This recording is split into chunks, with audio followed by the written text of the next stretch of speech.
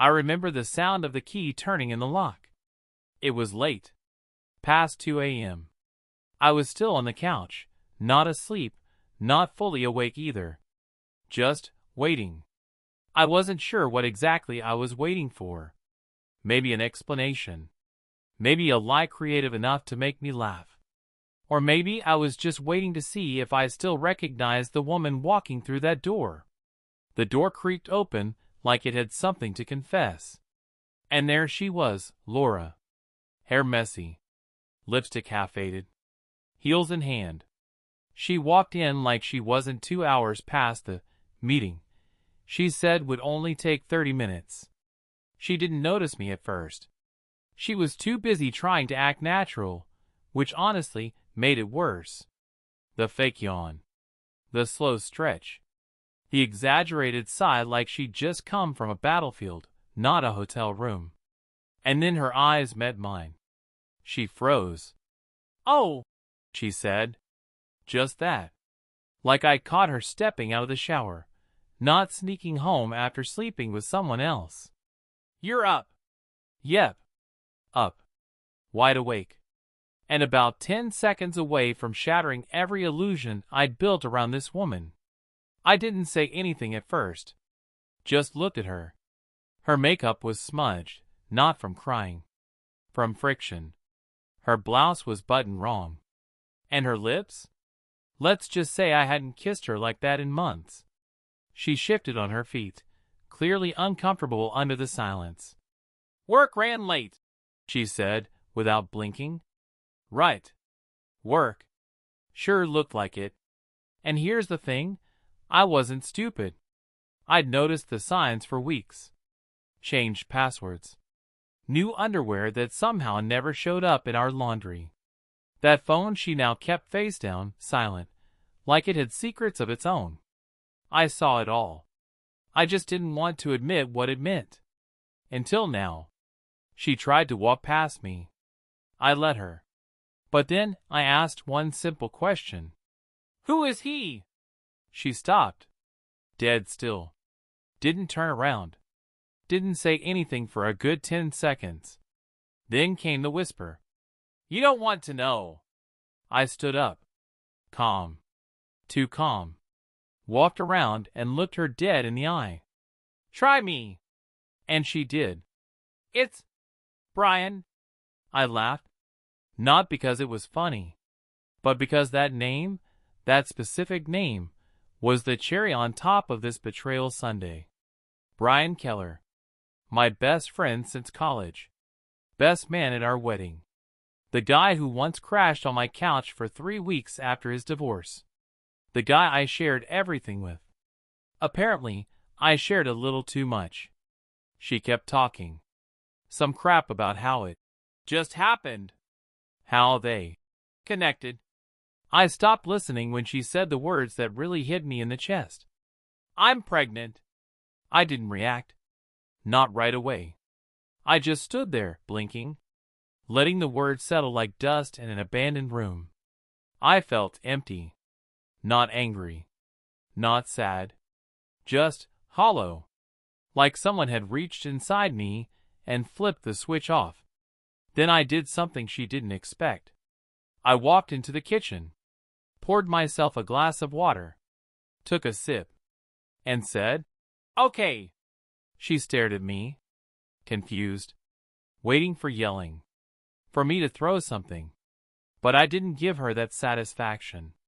I just looked at her and said, "You win." Then I walked past her and went upstairs. I didn't sleep that night.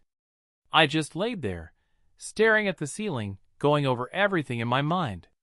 All the moments that suddenly didn't mean what I thought they meant. The movie nights. The quiet dinners. The time she said, "I love you," with her eyes somewhere else. I replayed it all like a puzzle, and the more I replayed, the clearer it became. I wasn't married to a person. I was married to an illusion. And illusions, when they shatter, cut deeper than reality ever could. By morning, I'd made a decision. No confrontation. No drama. No begging. I was going to take it all apart, piece by piece, silently, strategically. And she would never see it coming. That was the night my marriage died. And the night I came back to life. You know the worst kind of betrayal? It's not the explosion. It's the slow leak. The quiet unraveling of everything you thought was solid. Looking back now, I can pinpoint the beginning. It wasn't some dramatic moment. No screaming. No slamming doors. It started with a joke. Brian was always around. That was normal. We were tight. Brothers, practically. And Laura? She always liked his sense of humor. Said he? Balance me out. I didn't think anything of it. We'd all hang out together. Movie nights, football Sundays, spontaneous dinners. It felt like family. At least, that's what I thought. They had their own little inside jokes. I used to laugh along. I mean, they were friends, right? Just friends. I remember one night we were all at my place. Laura made lasagna. Brian brought wine. We were sitting at the table, just talking, laughing, and then they started whispering something across from me. I looked up. They went quiet real fast. Just a stupid joke, she said. Brian chuckled. You wouldn't get it. That stuck with me. Not because of what they said, but because they didn't want me to hear it. From then on, things shifted. Subtly. Laura started texting more when we were together. I'd walk into a room, and she'd lock her phone like she was hiding state secrets. Then came the late nights. Work's a mess. Deadlines.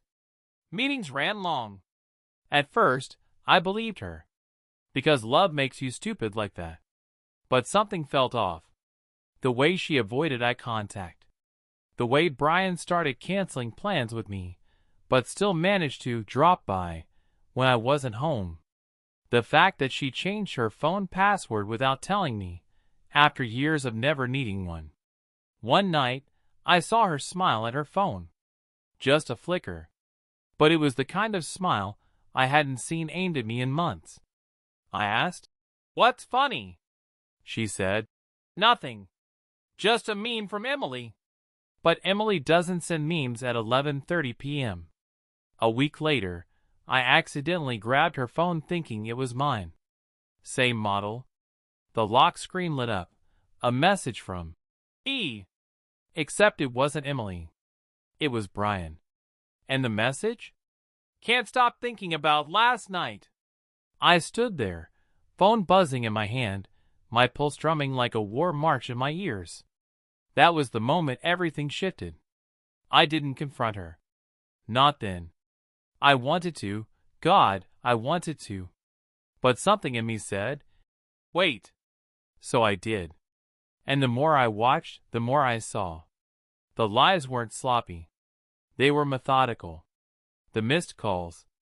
The quiet tension in her body when I touched her. The emotional distance, like she was already gone, just hadn't packed yet. And Brian? He stopped looking me in the eye. Stopped asking how I was. When we did talk, it felt forced. Like he couldn't get away fast enough. One day, I overheard her on the phone. She was in the bathroom. Door cracked just enough for her voice to carry. She said, "He suspects something." A pause. Then, "No, I'll handle it. Just not yet." That was it. That was when the last piece clicked into place. It wasn't just a betrayal. It was a plan. They didn't fall into each other's arms by accident. They mapped this out. Carefully. Quietly. While I was busy building our life. They were figuring out how to steal it. You don't come back from something like that. Not the same. But here's the thing. They made one mistake. They thought I was too trusting to notice. Too blind to see the truth.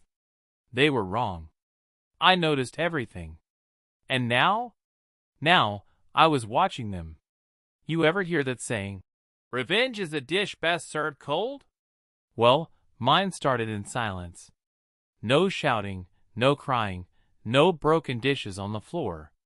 Just quiet, deliberate, calculated.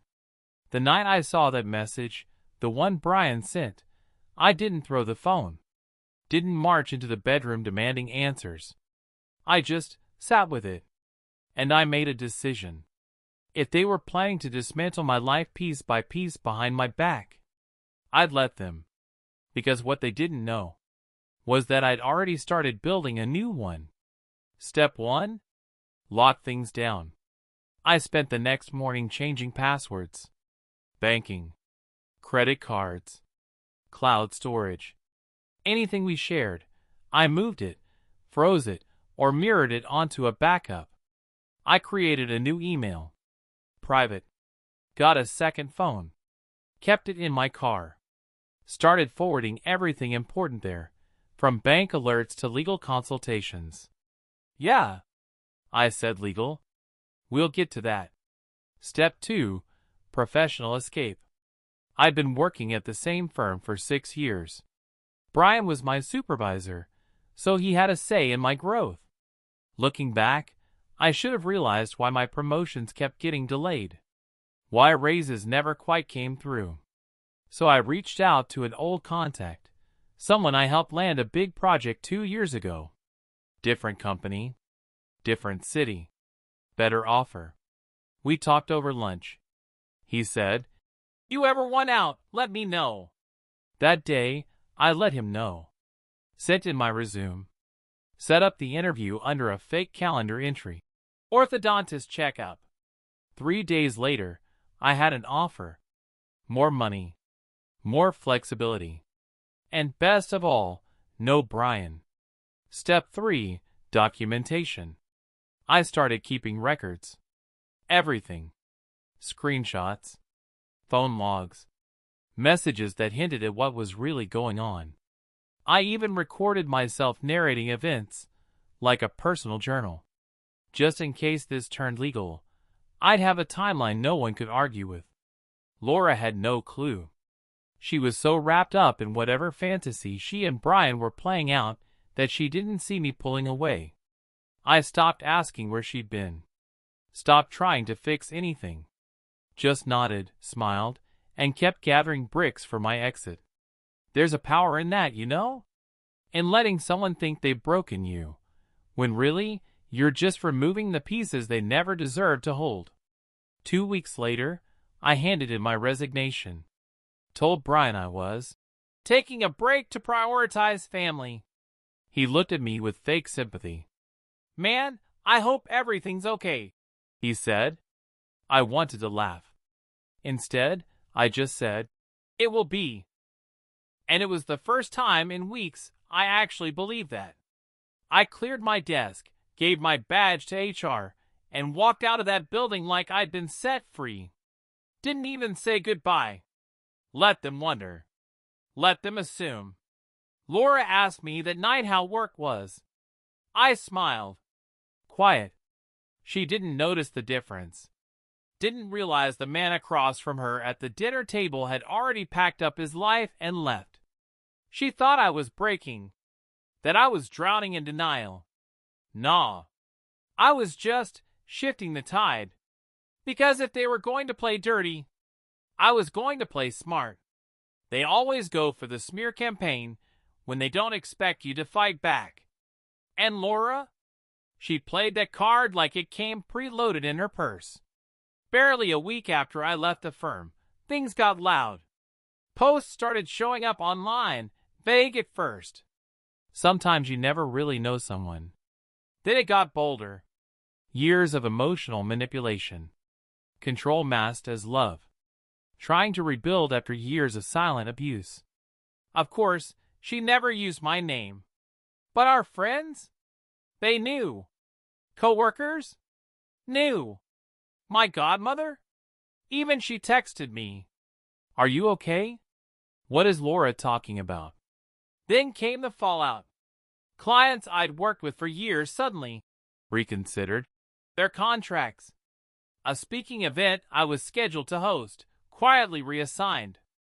A friend in marketing whispered that someone had sent anonymous tips to my old firm's HR. Tips about harassment, intimidation. Stuff that never happened, but sounded just vague enough to scare people off. She wanted me isolated, discredited, broken. What she didn't know, I was 10 steps ahead. See, while she was setting fire to my name, I'd been stacking gasoline next to hers. First of all, every single conversation we had for the last 2 months, recorded, not for vengeance, not for spite, for protection. Every time she dismissed me, yelled, accused, it was logged. Every time I calmly asked for answers, noted. But that wasn't even the real ace. No, the real ace came from a little folder she forgot existed. A few weeks back, I'd accessed her email. She left it open on our shared iPad one night. I don't think she realized how much was in there. Emails to Brian. Explicit ones. Not just romantic garbage, but strategic. Plans. Talk of how to push me out gently. Jokes about how, if we make him look unstable, nobody will question why I left. Even attachments. Drafts of statements she planned to post, if needed. She was building a story long before the truth ever came out. Which meant this wasn't just betrayal. It was premeditated character assassination. So when I got the first whiff of damage, I sent a quiet message to my lawyer. All files uploaded. Ready to move if needed. We didn't go public. Not yet. Let them have their fun. But behind the scenes, we built a dossier. Cross-referenced her claims with her emails. Mapped her social posts to days I was actually out of town with proof. And when I lost my biggest contract, we sent a quiet legal notice to her and Brian both. Defamation claims pending. Cease and desist. That's when the silence started. Suddenly the posts vanished. Suddenly mutual friends were confused and staying out of it. And Laura? She played it cool. But I saw her eyes when we bumped into each other at a grocery store 2 weeks later. That flicker of panic? That was the moment she realized something.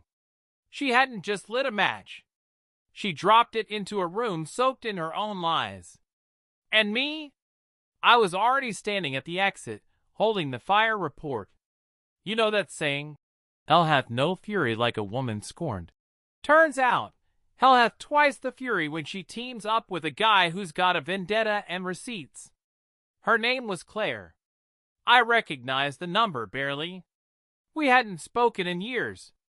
She used to date Brian, the man I once called a brother, and who now made my skin crawl. The message was short. I know what he did to you. We need to talk. I stared at my screen for a while. Then I called. Her voice was calm. Steady. Too steady. Like someone who'd had weeks to stop crying and start calculating. We met the next day. Quiet little cafe. Neutral ground. She walked in like she owned the building. Claire always had presence, sharp, understated, the kind of woman people underestimate until it's too late. Now, she looked like someone who had been chewed up by the same machine I'd just escaped from, and came out steel-plated. She didn't waste time. I saw your name in her posts. Figured something was up. I nodded. I assume Brian left you with nothing but lies? Left me with a lawyer, she replied dryly.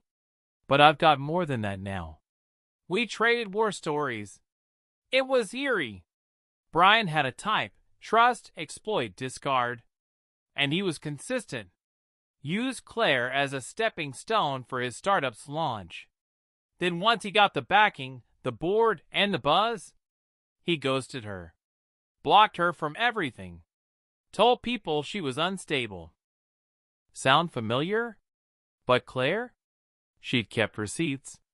Investor calls, bank records, even voice memos from nights he'd forget to hang up the phone before trash-talking his own clients. Turns out, Brian, the tech visionary, was a little less genius and a little more fraud with a Bluetooth headset. She laid out a few sheets on the table. Bank transfers, emails to offshore accounts, misreported valuations. I whistled. He's playing with investor cash. And Laura? She asked. I opened my laptop. Let her read the printouts of Laura's emails. The ones plotting my exit. The ones gloating about managing the narrative.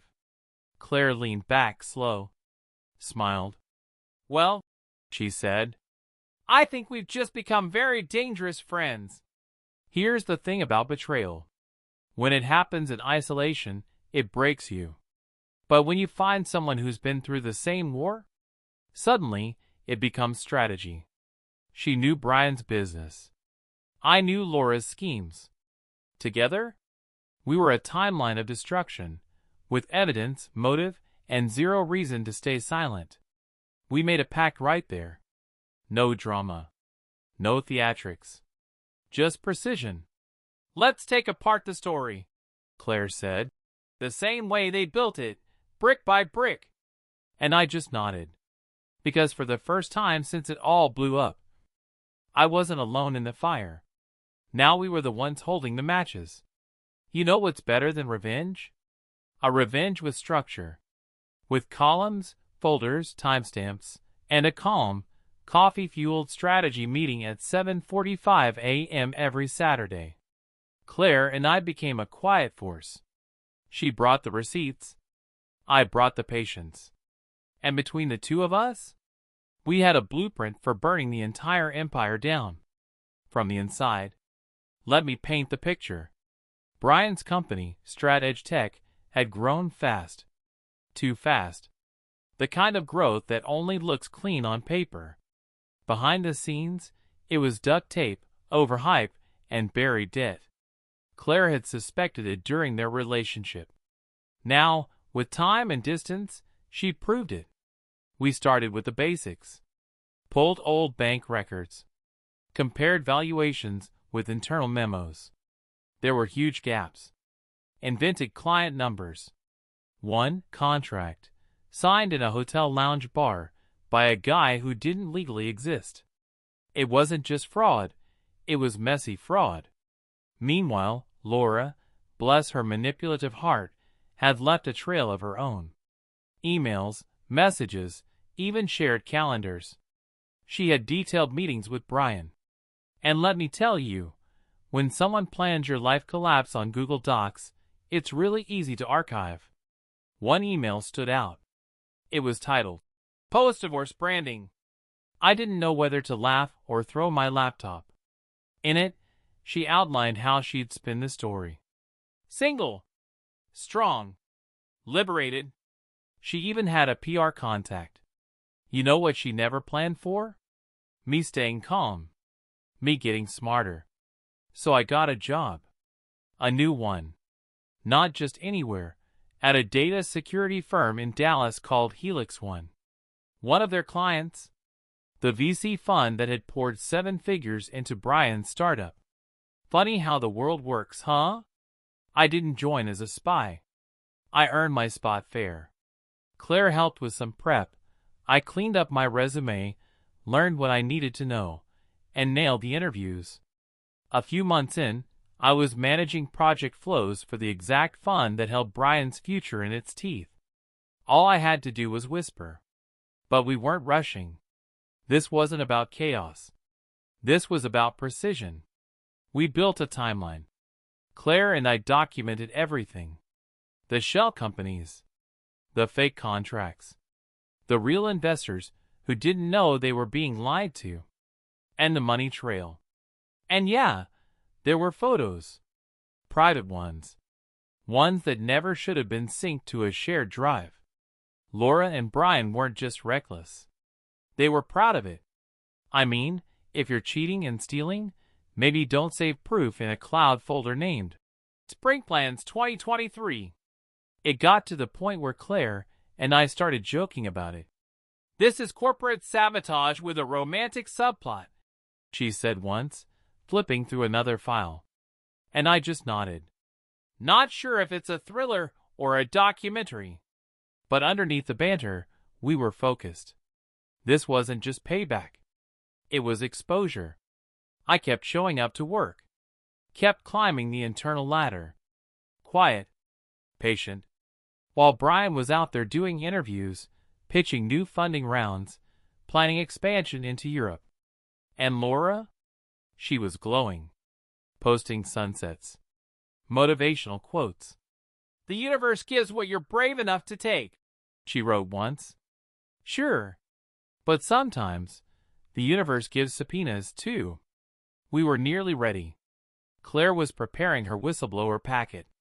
I was polishing a report for our internal compliance team, one that just happened to mention some risky overlaps in Strateg's financials.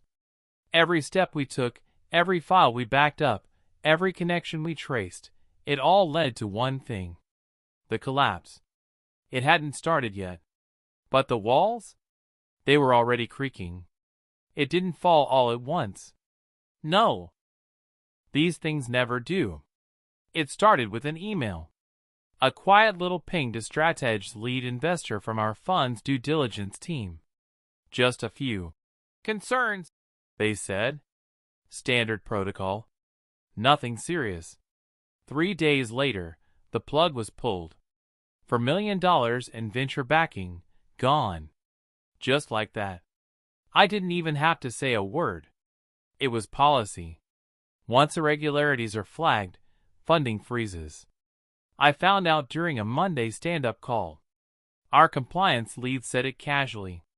"We've officially suspended all Strateg disbursements." I muted my mic, took a sip of my coffee, and smiled like a man who just watched his bully trip over his own shoelaces. Claire, of course, was 3 steps ahead. By the end of that same week, she'd leaked the whistleblower file to 2 outlets. Tech Circle and Foundry Wire, both known for their integrity journalism. Nice way of saying, if you're dirty, they'll bury you. The headlines hit hard. "Startup darling Strateg under fire for financial misconduct. Whistleblower reveals fake clients, inflated revenue." By Thursday, Brian's LinkedIn was deactivated. By Friday, the board demanded an emergency audit. I got a text from Claire that night. "It's happening. They're eating their own." And Laura? Oh, Laura was blindsided. Her Instagram story, just days earlier, was all filtered brunch shots and "grateful for growth dizzy dot." Now, radio silence. I heard from a mutual friend that she tried to spin it as jealous ex-employees seeking attention. Cute defense. Hard to keep it up when screenshots are surfacing of fake deals and real affairs, all timestamped and tagged. At some point, she must have figured it out. Because I got a message. A long one. Full of regret, confusion, blame, tears, the works. I didn't read it. Just deleted and blocked. Not because I was angry. Because I was done. Brian, on the other hand, couldn't block anything. His phones were ringing off the hook. Clients. Lawyers. Investors. Press. When a man builds a company on lies, every call becomes a trap. I imagined him in that overpriced glass office, pacing, sweating, voice cracking while trying to hold it all together. But the thing about lies? They don't crumble quietly. Especially when someone's been documenting them for 6 months. I watched his final investor call. Claire got a recording from a source inside. It was poetic. Brian trying to bluff. Trying to stall. And then, finally, snapping at someone mid-call. "Who sent you those documents? This is a coordinated attack." No one answered. Just awkward silence. That was the moment it hit him. This wasn't a PR crisis. This was the end.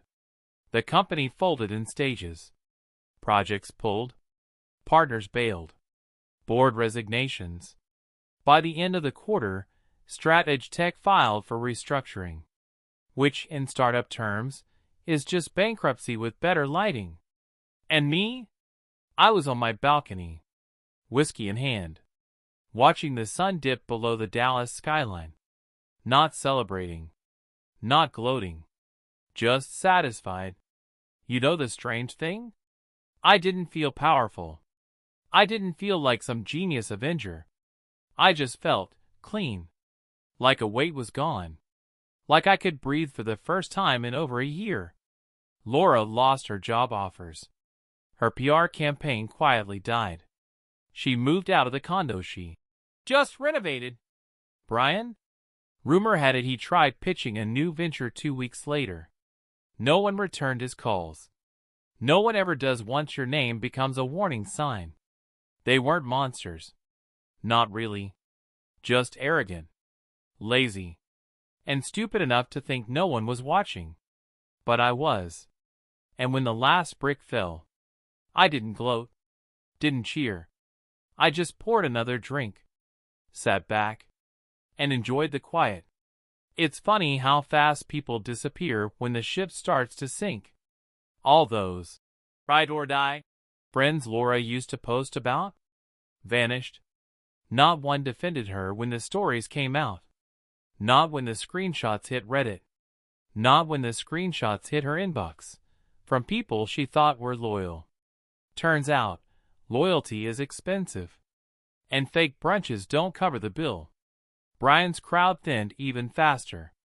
When you go from visionary tech founder to liability under investigation, the startup scene treats you like a virus. Board members pulled their LinkedIn endorsements.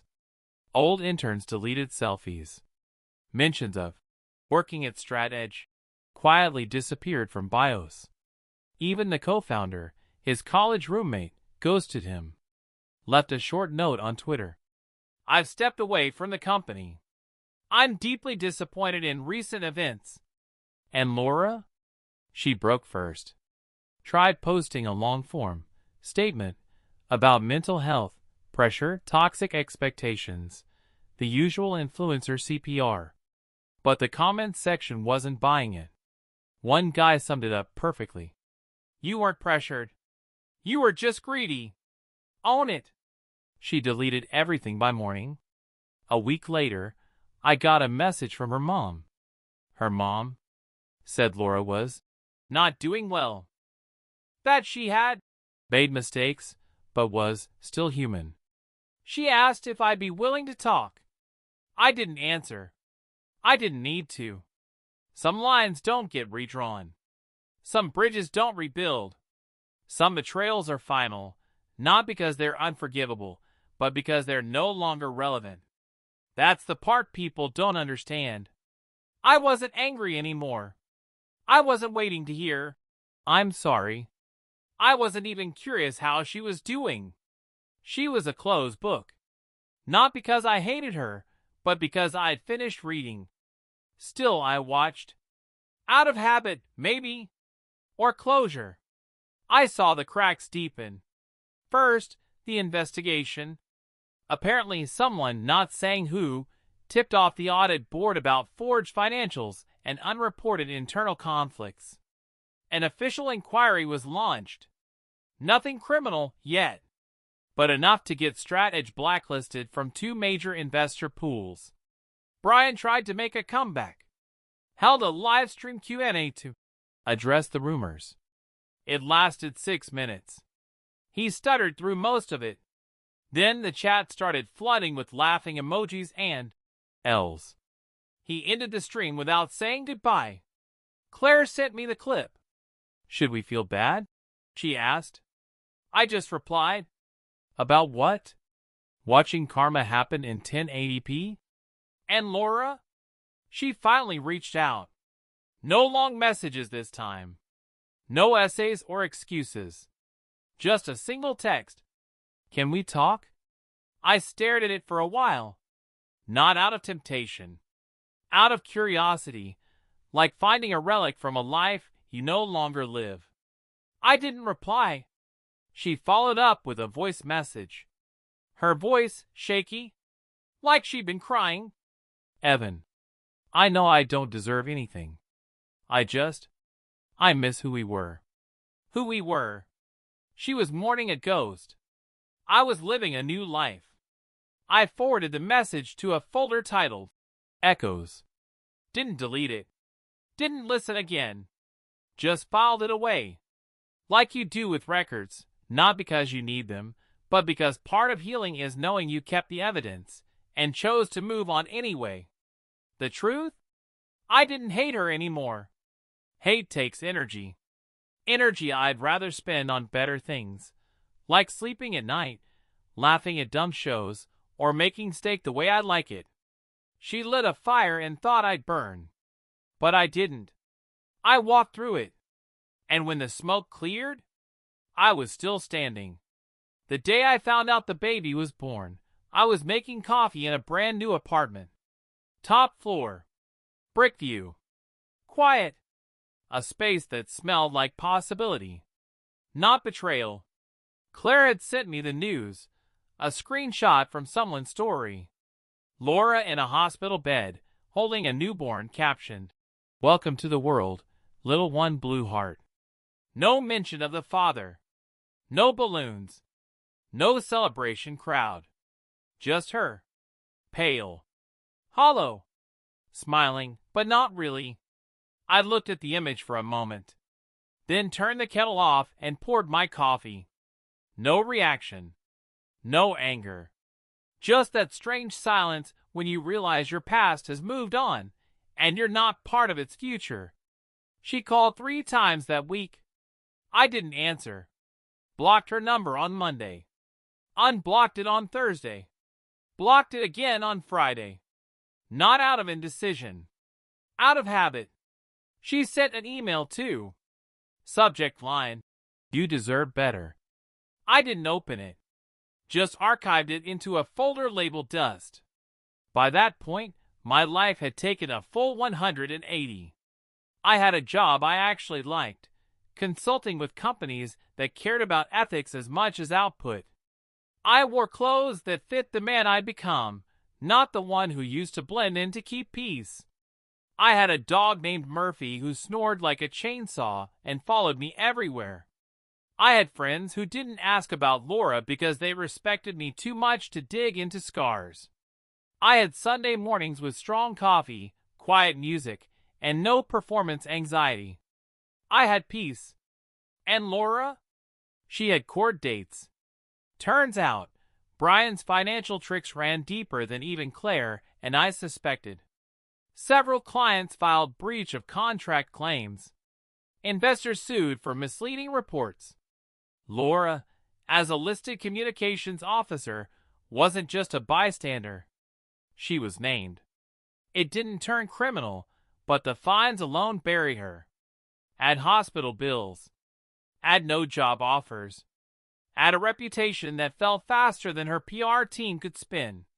Claire kept tabs, not out of cruelty. Just curiosity. Every so often, she'd forward me a headline or an Instagram post. Most of them were vague affirmations. You are not your worst day. Forgiveness starts with self. Sometimes I'd read them while Murphy chewed on his leash and I sipped a flat white in the sun. I'd feel nothing. Not pity. Not pleasure. Not nostalgia. Just stillness. Because that's what closure feels like.